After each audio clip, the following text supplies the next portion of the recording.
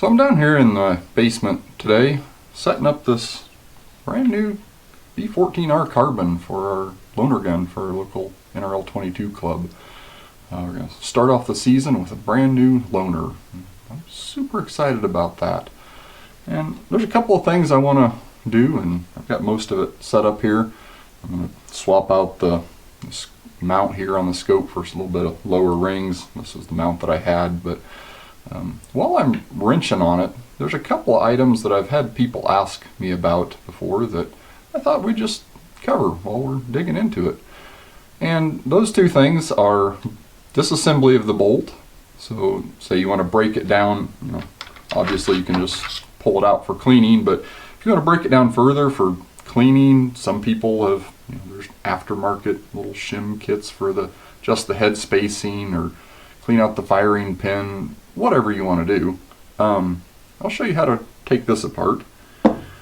And then there have been a couple of instances where people have had ejection issues. The spent casing extracts fine, but when it goes to eject, it doesn't kick it all the way out of the receiver, and sometimes it will get hung up on there. And there's a pretty simple fix to that that I've found I did on my personal rifle that fixed that issue. I haven't had any problems, and seems to have fixed it for a lot of other people as well. And that's staking the ejector in there.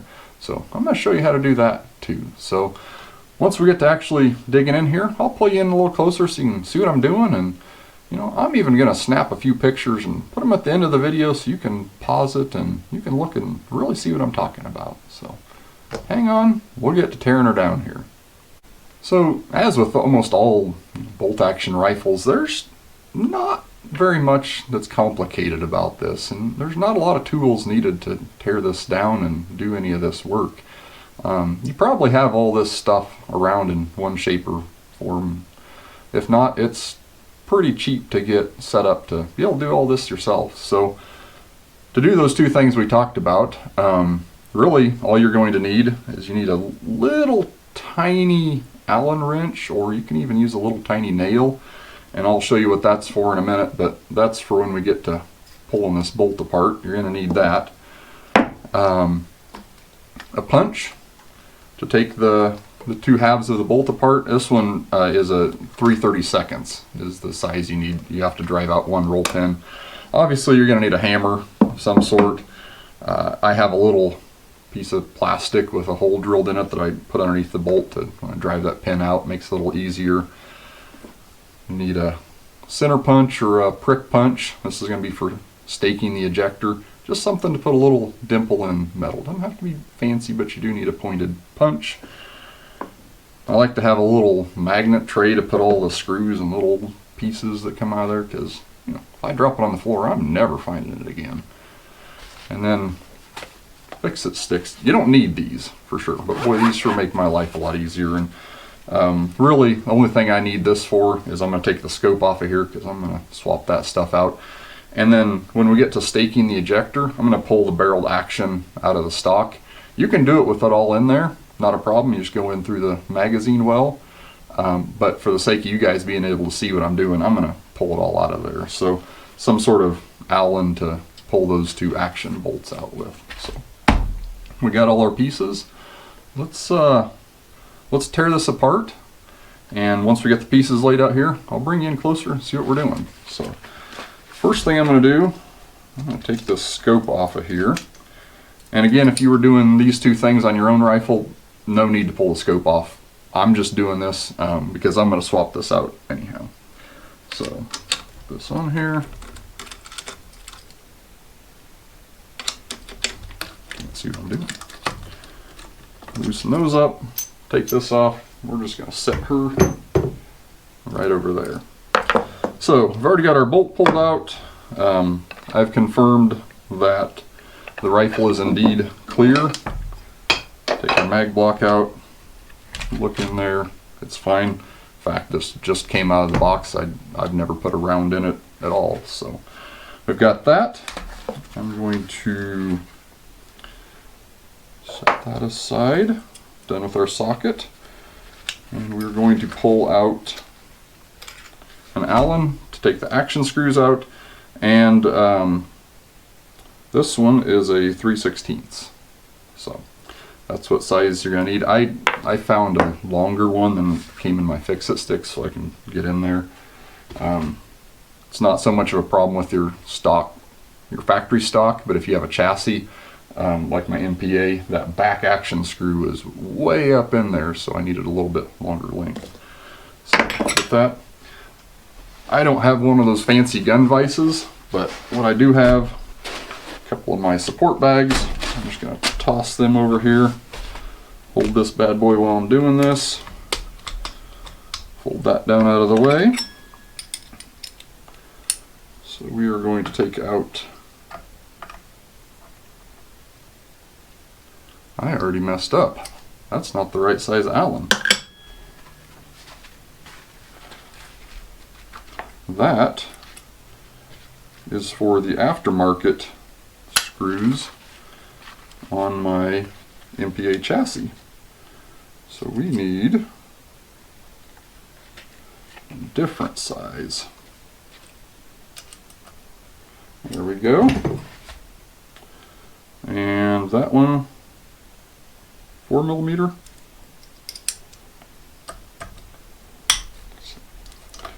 Pull that screw out.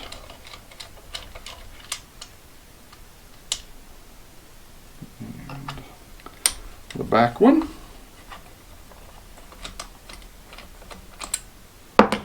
So barrel action drop free there. Now if you take these, the action screws all the way out, the floor plate and trigger guard will fall out. The short screw goes in the front, the longer action screw goes in the back.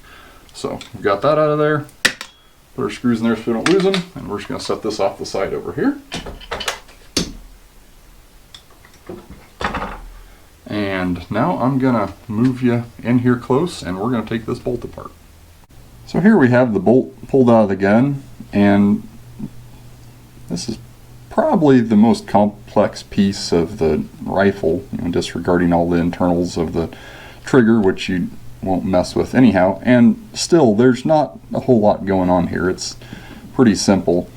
We've got a two-piece bolt here, right? We have the bolt head that rotates, the bolt body with the lugs on it, our handle, bolt shroud, and back here we have the cocking piece, and inside there's going to be a striker spring, and then your firing pin and the firing pin spring are within the bolt head here. And so sometimes you'll want to disassemble this, clean it up a little bit.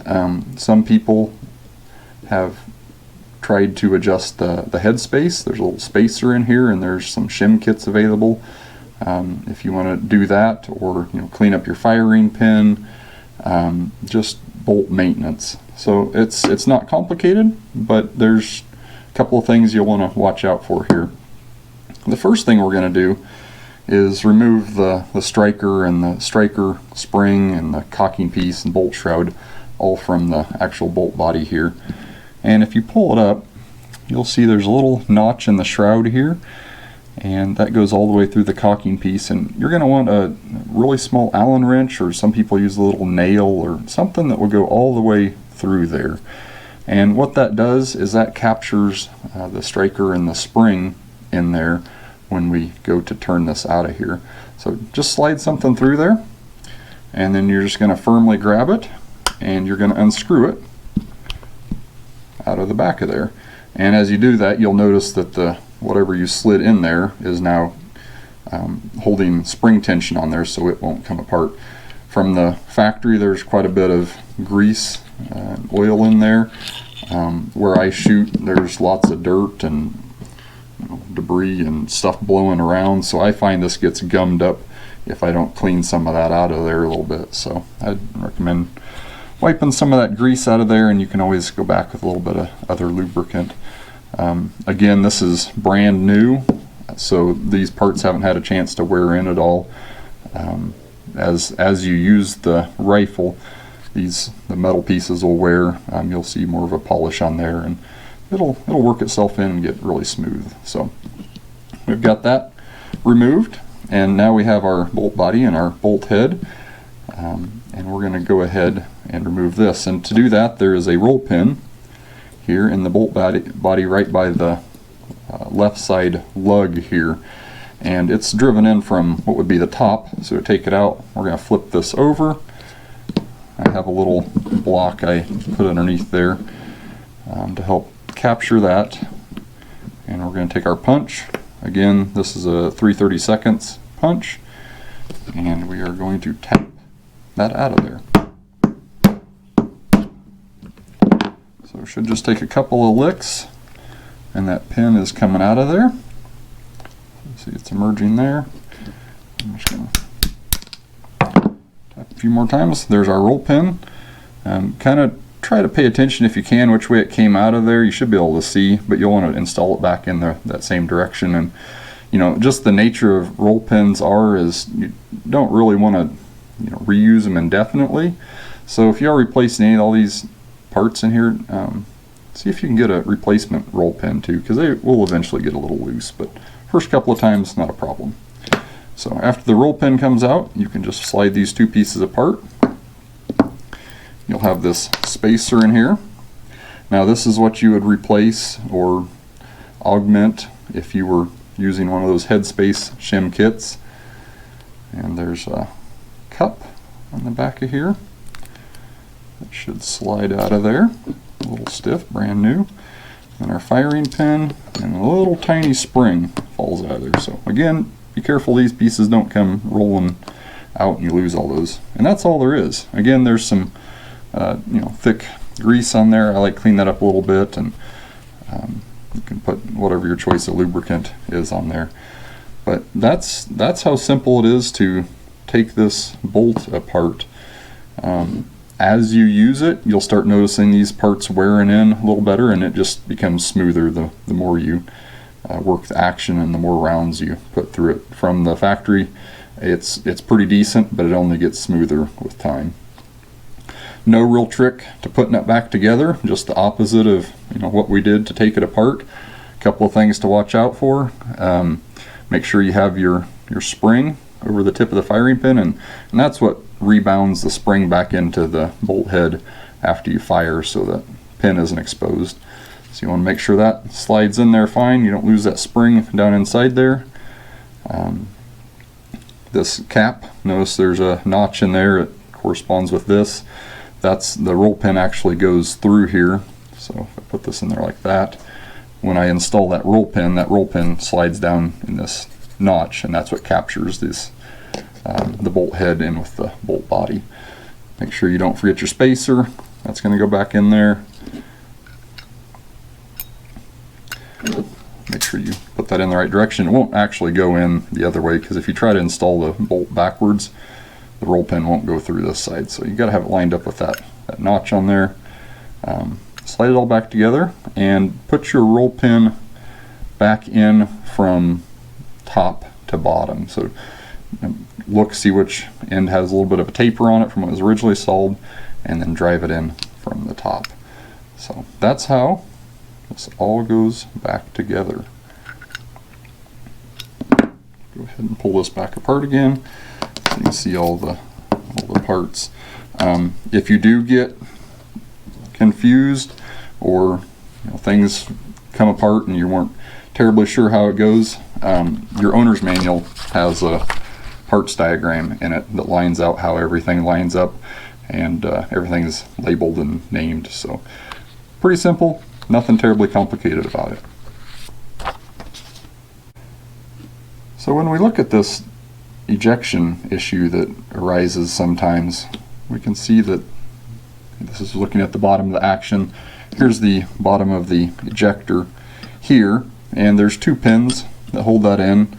And so what happens sometimes is you extract the spent casing, it hits the ejector here, and if I stick my finger in here and grab that, you'll notice that there's a little bit of wiggle in there, and sometimes that wiggle causes that case not to fully eject out of the action, and will get hung up in there.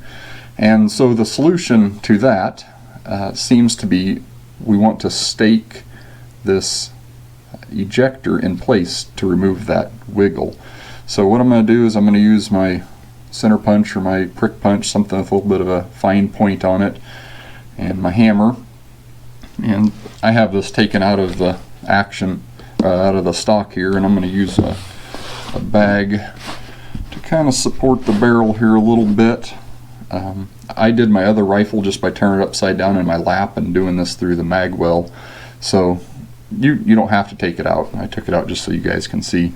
And I'm going to put a dimple, one on one side and a couple on the other side, and that's just to try to stake this in here so it doesn't move. So I'm going to do this and try not to hit you guys, so I'm just going to move off the side just a little bit here, and probably loud right in your ear there.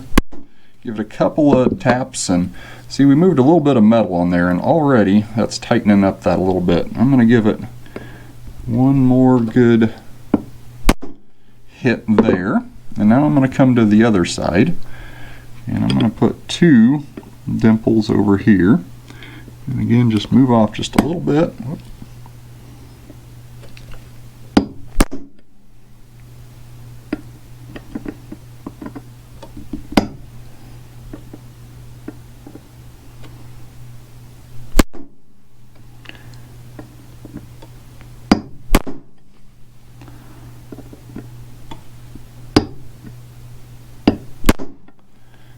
See, on that one I slipped up a little bit and hit my ejector, but now if I stick my finger in there, that has firmly staked that in there. There's no wiggle at all. So disregard my little mistake there where my punch slipped off.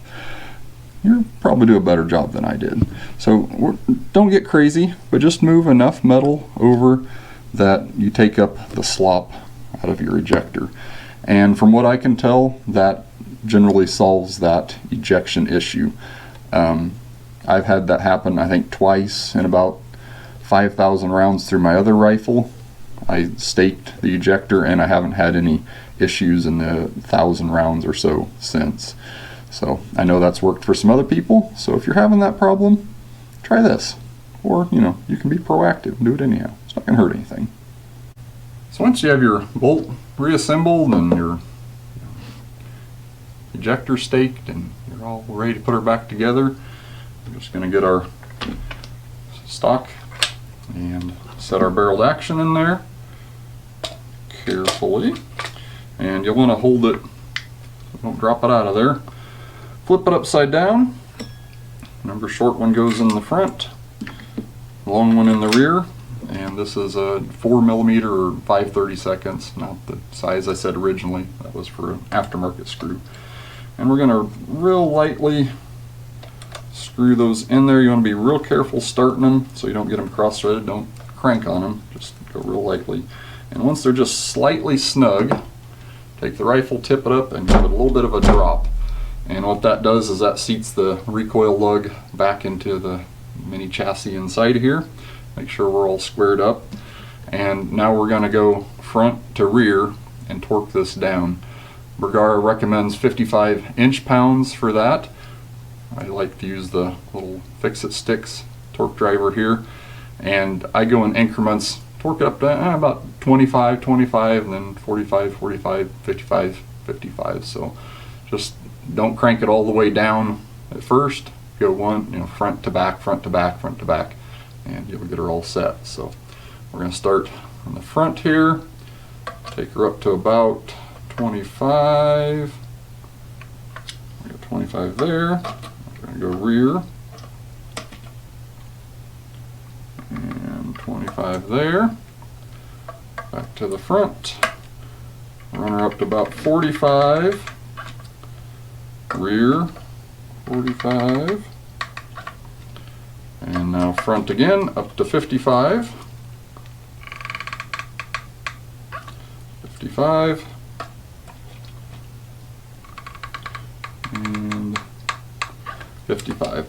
And I know some of y'all out there are gonna, kind of torque tune your action screws, where you shoot some groups and you adjust the torque a little bit and shoot some and adjust some more. And lots of people do that.